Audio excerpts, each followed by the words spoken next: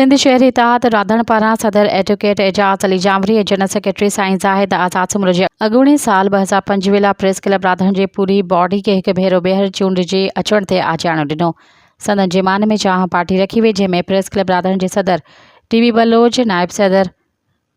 अली शेर Junejo, general secretary Harish Kumar, साफ़ी Iqbal मंगड़हार, साफ़ी Hussain बख्श बिरोही, साफ़ी मोहम्मद अयूब सोलंगी शिरकत कई। इन मौके ते सिंध प्रेस क्लब राधण सदर आदिल अख्तर खानज़ादा, साफ़ी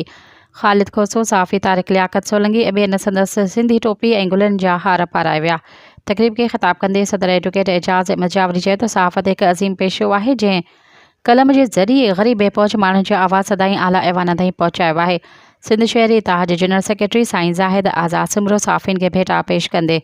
टिनी आमिर जे दौरनि में साफ़िन सां सरंजाम ॾिनल कारनामा बयानु कंदे राधण जे साफ़िन सां उमीद लॻाईंदे चयो त राधण जा साफ़ी बि पंहिंजे कलम सां सचाई ॾेखारींदे सदाईं हक़ सच जो साथ ॾींदा रहंदा। मज़ीद ख़बरनि ऐं तफ़सीलात लाइ विज़िट कयो असांजी वेबसाइट www.awamiNewsHD.com ऐं ॾिसंदा रहो अवामी न्यूज़ HD।